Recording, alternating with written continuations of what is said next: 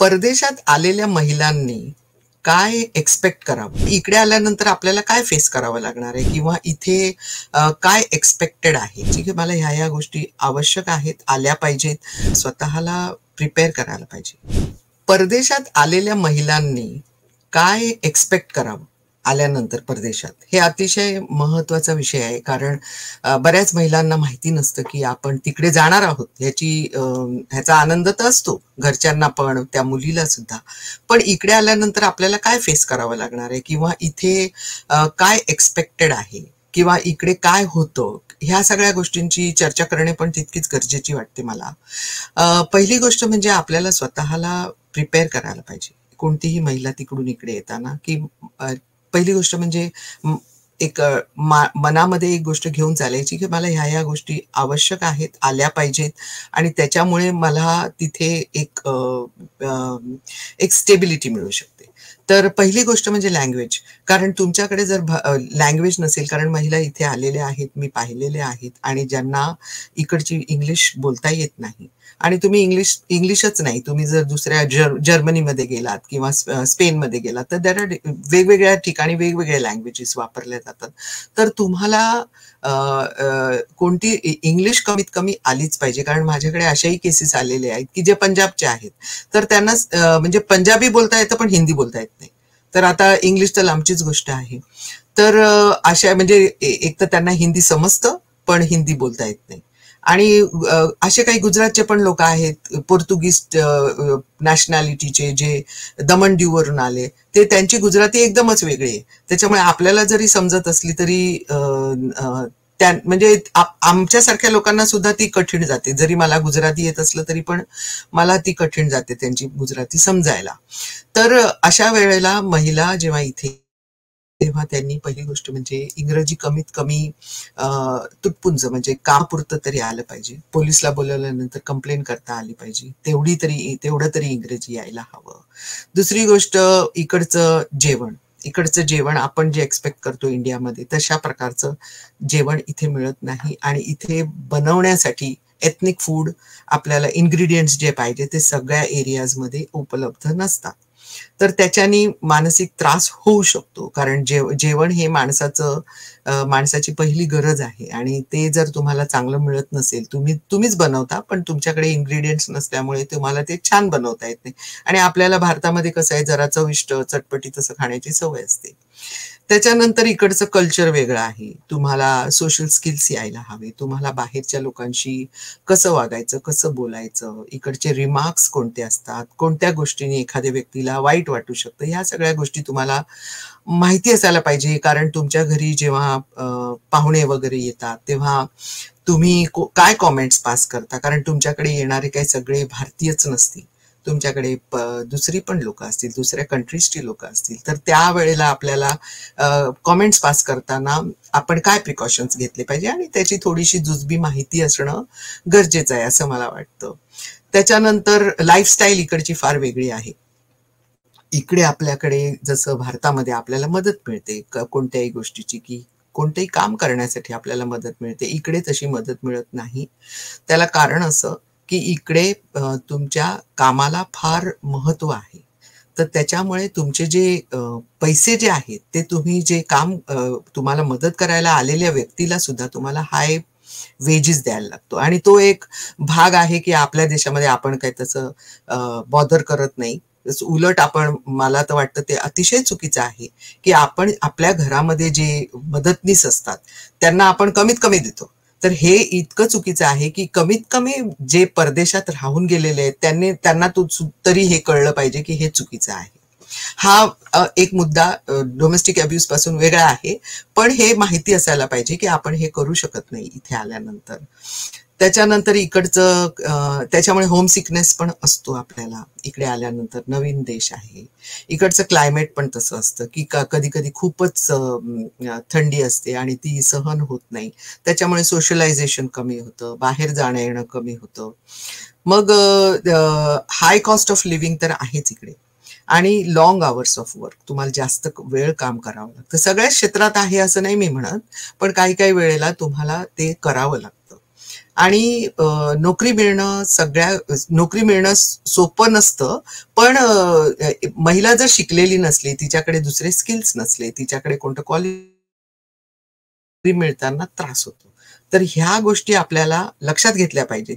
शेवटची गोष्ट म्हणजे मेडिकल फॅसिलिटीज. मेडिकल फॅसिलिटीज इकडच्या ज्या आहेत, UK मधल्या मी स्पेशली बोलते, ह्या फ्री आहेत. पण तुम्ही US ला गेलात तर तुम्हाला इन्शुरन्स पाहिजेच पाहिजे. इन्शुरन्स नसलं तर तुम्ही काहीही करू शकत नाही, कारण खूप पैसे लागतात. आणि अशा काही केसेस US मध्ये पण घडलेल्या आहेत की जिकडे महिला आजारी पडली तर नवरा काहीच खर्च करायला तयार नाही, कारण तिचं इन्शुरन्स नाही. म्हणजे किती गोष्टींचा आपल्याला विचार करावा लागतो जेव्हा आपण परदेशात येतोय. तर ह्या गोष्टी आपण एक्सपेक्ट करून चाललो तर आपल्याला त्रास होत नाही. बरं, इकडे आल्यानंतर प्रिकॉशन्स काय घ्यायचे? प्रिकॉशन्स म्हणजे तुम्ही तिकडून लग्न करून येताय, तर डिसिजन मात्र घाईघाईत घेऊ नका. कारण डिसिजन घाईघाईत घेतल्यामुळे काय होतं की इकडे आल्यानंतर ह्या ज्या एक्सपेक्टेशन्स मी सांगितलेले आहेत त्या फुलफिल न झाल्यामुळे क्लॅश होऊ शकतो नवरा बायकोमध्ये. त्याच्यानंतर एजंट्स आहेत आपल्या देशामध्ये, खूप बऱ्याच वेबसाईट्स आहेत. माझ्याकडून प्रत्येक वेबसाईट मधून केसेस आलेले आहेत की जे सांगतात की आम्हाला हे माहीतच नव्हतं. पण मग तुम्ही त्या वेबसाईटवर जाऊन जेव्हा मुलगा शोधता तेव्हा त्याच्यामध्ये हे माहित पाहिजे की आपल्याला बॅकग्राऊंड चेक्स वगैरे करावे लागतात. तर वेबसाईट्सवर विश्वास ठेवायचा नाही, एजंट्सवर विश्वास ठेवायचा नाही. नंतर डॉक्युमेंट्स व्हेरीफाय करणं हे पण अतिशय गरजेचं असतं. त्या व्यक्तीचं लग्नाचं स्टेटस काय आहे, त्याच्यानंतर तो आधी मॅरिड होता का, त्याचे एम्प्लॉयमेंट डिटेल्स पाहिजे आपल्याला, त्याचा विसा कोणता आहे हे माहीत पाहिजे. कारण बरेचसे केसेस मी अशा बघितलेत की नवरे इकडे इंट्रा कंपनी ट्रान्सफरवर येतात किंवा दुसऱ्या कोणत्या तरी Tier 2 किंवा असे जनरल आहेत आमच्या इकडे UK मध्ये. तर ते येतात आणि बायकोला नंतर आणतात. तर त्याच्यामध्ये त्याचा विसा कोणता आहे हे सुद्धा बायकोला माहीत हवं, कारण ती तर स्पाऊस विसावर येते. पण त्याचा विसा कोणता आहे? कारण UK मध्ये असं आहे की तुम्ही जर स्पाऊस विसावर आलात एखाद्या ब्रिटिश नॅशनलच्या, म्हणजे तो मुलगा ब्रिटिश आहे आणि तुम्ही इकडे आलात म्हणजे तो इकडे स्थायिक आहे, पण तर तुम्हाला अधिकार आहेत डोमेस्टिक अब्यूज झाल्यानंतर की तुम्ही ह्या देशामध्ये क्लेम करू शकता की मी इथे राहणार आणि माझ्यावर असा असा अन्याय झालेला आहे. पण जर नवऱ्याचाच विसा एक टाइम फ्रेम मध्ये बांधलेला आहे आणि तो ब्रिटिश नाही आहे, तो इंडियन नॅशनल आहे, तर ते अधिकार कमी असतात स्त्रीला. तर हे माहित पाहिजे. त्याच्यानंतर त्याची फायनान्शियल स्टेटस काय आहे हे माहिती पाहिजे की त्याच्याकडे प्रॉपर्टी आहे की नाही. कारण बरेचसे पुरुष काय करतात की स्वतःच्या नावावरच प्रॉपर्टी ठेवतात, महिलेचं नाव त्याच्यात टाकतच नाही. तर ते माहित नसतं स्त्रियांना की माझं नाव मी टाकू शकते, कारण इथे एक लँड रजिस्ट्री नावाचा एक पोर्टफोलिओ आहे ज्याच्यामध्ये पुरुषाचं नाव असतंच, तर तुम्ही स्वतःचं नाव स्वतःच टाकू शकता, नवऱ्याने टाकायची गरज नाही. पण ही माहिती असणं पण तितकंच गरजेचं आहे.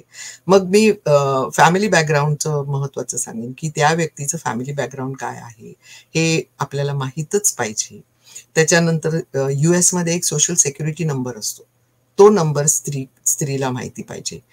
UK मध्ये जर येणार असेल तर पुरुषाचा NI नंबर काय आहे, नवऱ्याचा NI नंबर काय आहे. NI म्हणजे नॅशनल इन्शुरन्स नंबर.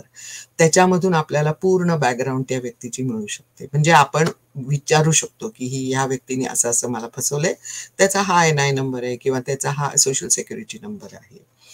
मग क्रिमिनल पास्ट, या व्यक्तीचं पोलिसांमध्ये काही रेकॉर्ड आहे का, हे जर माहिती करून घ्यायचं असेल तर प्रत्येक स्त्रीला एक मुभा आहे, क्लेअर्स लॉ म्हणतात त्याला. त्या क्लेअर्स लॉच्या अंतर्गत तुम्ही सगळी माहिती काढू शकता की तो माणूस पूर्वी कोणत्या कौटुंबिक हिंसाचारामध्ये होता का, किंवा त्यांनी काही अशा प्रकारचे हे केलेले आहेत का. त्याच्यानंतर दुसरे प्रिकॉशन्स माझ्या डोक्यात जे येत आहेत ते इंडियन एम्बसी बरोबरचे कॉन्टॅक्ट नंबर आपल्याकडे पाहिजेच. कारण प्रत्येक देशामध्ये आपल्या देशाची एम्बसी असते आणि त्या एम्बसीचे कॉन्टॅक्ट नंबर आपल्याकडे स्टोअर करून ठेवले पाहिजे. त्याच्यानंतर आमच्यासारख्या NGOजचे कॉन्टॅक्ट नंबर ठेवले पाहिजे. ह्या देशामध्ये जर आपल्या कोणीतरी नातेवाईक, खूप लांबचे नातेवाईक पण असतात, कधी-कधी खूप लांबचे नातेवाईकांचे कोणी, इंडियाच्या नातेवाईकांचे कोणी फ्रेंड्स इकडे असतात, तर त्यांचे सगळ्यांचे नंबर्स आपल्याकडे एक स्टोअर, एक छोटीशी डायरी किंवा आपल्या फोनमध्ये आपण स्टोअर करू शकतो. लग्न जे आहे ते नेहमीच रेजिस्टर केलं पाहिजे, की ते भारतामध्ये रेजिस्टर होतच मुलगी इकडे यायच्या अगोदर, पण हे रेजिस्टर्ड पाहिजे.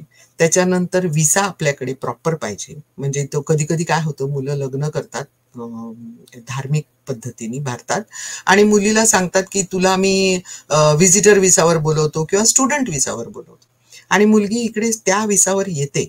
पण ते करू नये, कारण जर तुम्ही लग्न करताय तर तुम्ही नेहमी तुमच्या स्पाउसच्या डिपेंडेंट विसावरच आलं पाहिजे. मग तो कोणी असो, तो ब्रिटिश असो किंवा भारतीय नागरिकत्वाचा असो, तर तुम्ही डिपेंडेंट विसावरच यायचं. त्याच्यानंतर लग्नाच्या अगोदर पर्सनली व्यक्तीला भेटणं अतिशय गरजेचं आहे, आणि एक चांगलं कॉन्व्हर्सेशन दोघांमध्ये घडणं गरजेचं आहे, आणि फ्री अँड फ्रँक कॉन्व्हर्सेशन पाहिजे. त्याच्यानंतर तुमचा पासपोर्ट जो असतो आणि विसा, तुम्ही ह्या कंट्रीमध्ये आलात, तो कायम तुमच्याच बरोबर पाहिजे. कारण अनेक स्त्रिया मी अशा पाहिल्या आहेत की ज्या माझ्याकडे येतात, पण त्यांच्याकडे कोणतेच डॉक्युमेंट्स नसतात, त्यांचा विसा नाही, पासपोर्ट नाही. मग ते ऍप्लिकेशन्स करावे लागतात एम्बेसीला की ह्या व्यक्तीचा पासपोर्ट नाहीये, आणि नवऱ्याने दिला नाही, किंवा नवरा म्हणतो माझ्याकडे नव्हताच दिला. तर ह्या सगळ्या गोष्टींची एक आयडिया स्त्रीला हवी. त्याच्यानंतर एक बँक अकाउंट इथे आल्या आल्या काढला पाहिजे, कारण इथे बँक अकाउंट तुम्ही जर काढला नाही तर तुमचे सगळे पैसे कुठे टाकायचे, किंवा तुम्ही नोकरीला लागला तर सगळ्या गोष्टींचा प्रॉब्लेम येतो, आणि तुम्हाला स्वतःला खर्च करण्यासाठी कधी कधी पुरुष पैसे देत नाही. आणि मी बघितलंय ना की अतिशय चांगल्या घरातून म्हणजे सुस्थितीत असलेल्या घरातून मुली आलेल्या असतात, आणि त्यांच्याकडे पैसे नसतात. आम्हाला त्यांना फूड बँकसाठी वाउचर्स द्यावे लागतात. अतिशय वाईट वाटतं, त्यांना तिकडे जाऊन जेवण आणावं लागतं.